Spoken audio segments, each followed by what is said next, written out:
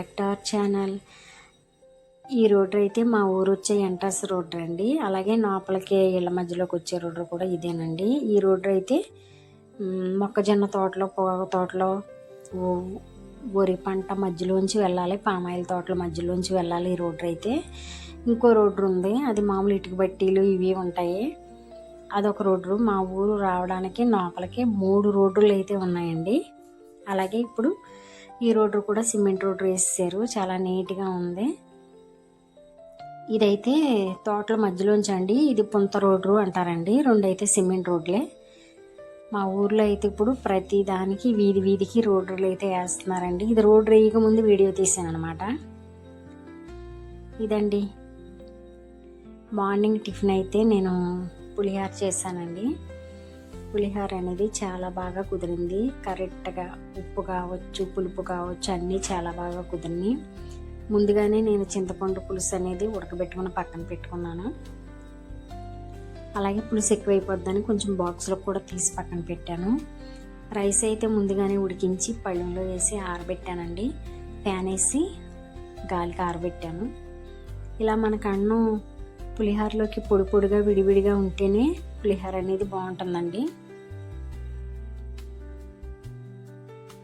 ఈ పులిహోర పులుసులో అనేది నేను కరివేపాకు, ఎండుమిరపకాయ, వేరుశనగ గుళ్ళు, ఇవన్నీ మినపగుళ్ళు, ఆవాలు ఇవన్నీ వేసుకున్నానండి. అలాగే చక్కగా పులుసు తీసుకు పోసి ఉడకబెట్టాను. ఇలా మొత్తం కలిసేటట్టు కలుపుకున్నానండి. ఇదిగో ఈ విధంగా కలిసింది. పొద్దున మార్నింగ్ టిఫిన్ కింద అయితే ఇది చేసాము. ఏంటో ఈరోజు పులిహోర తినాలనిపించింది, నాకు పిల్లలకి కూడా అలాగే అనిపించింది. అంటే తరువుగా చేసేసాను అనమాట.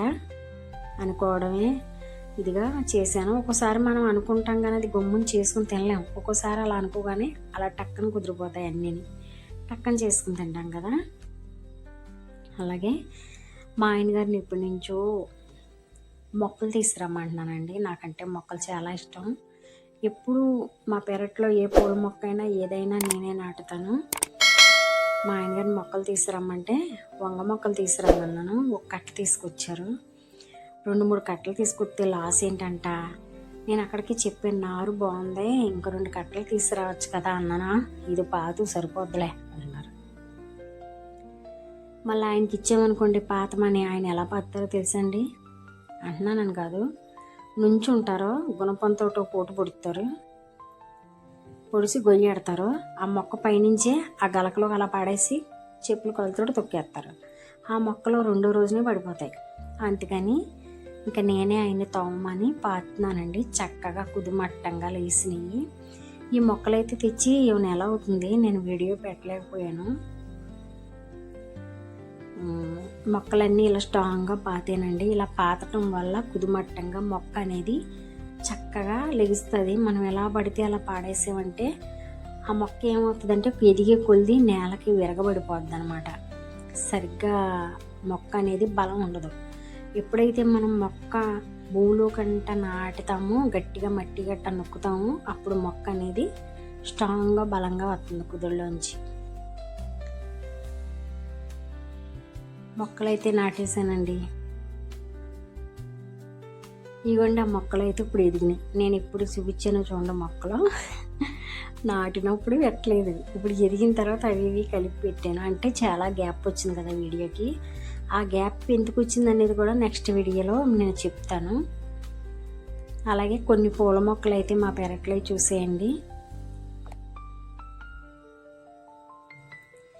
ఇవి బిళ్ళగన్నేరు మొక్క అంటారు కదా. చక్కగా చాలా మొక్కలు ఉండేవి మాకు ఇదివరకు. ఇవన్నీ చాలా తీసేసి ఒక్కటి ఉంచాను అనమాట.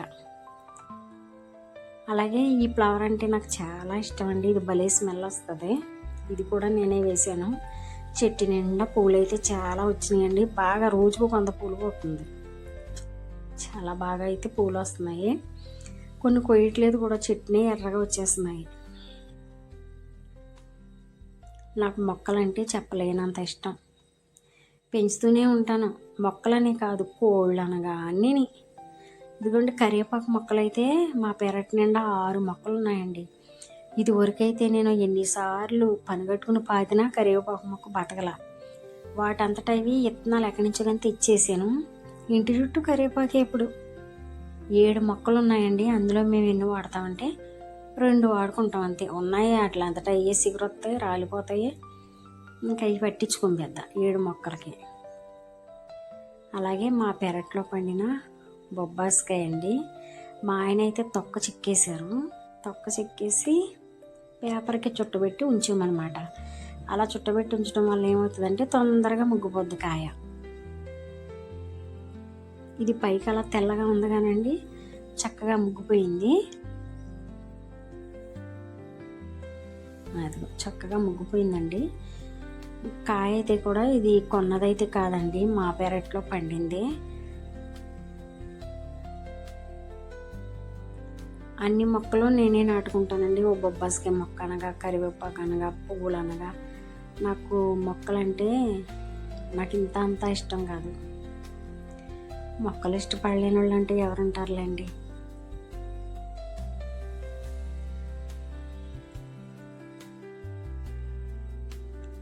మా ఆయన గారు అయితే బొబ్బాస్కాయ కోసారండి. చక్కగా ఉంది. కలర్ చూసారా, పైకి తెల్లగా ఉన్నా చక్కగా ముగ్గిపోయింది కాయ అయితే.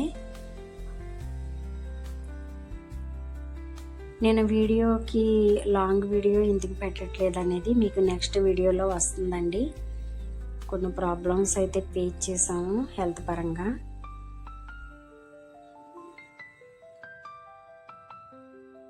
ఈరోజు వీడియో మీరు చూస్తారని, మీకు నచ్చిందని కోరుకుంటున్నానండి.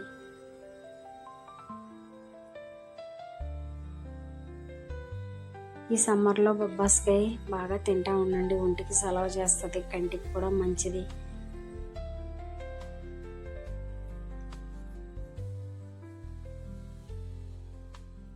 అలాగే మా ఆయన ఇది ఏంటి మొవ్వు కూడా, అట్టి మొవ్వు అంటారు కదా, అట్టి మొవ్వు అంటున్నాను, కొబ్బరి మొవ్వు కూడా తీసుకొచ్చారండి. కొబ్బరి మొవ్వు అయితే చాలా బాగుంది. చిన్నప్పుడు ఎక్కడ కొబ్బరి చెట్టు పడగొట్టినా వెళ్ళిపోయి మొవ్వు తెచ్చేసుకునేవాళ్ళం. పరిగెత్తుకుని వెళ్ళిపోయి మొవ్వు తెచ్చేసుకునేవాళ్ళం. ఇప్పుడైతే ఈ మొవ్వు చూస్తే నాకు చిన్నతనమే గుర్తొచ్చింది. భలే ఉంది మొవ్వు అయితే, చాలా టేస్టీగా ఉంది. ఇందులో సగం పని చేసింది నుంచి సగం పని చేయలేనిది అయితే తీసేసాం. ఈరోజు వీడియో అయితే ఇదండి.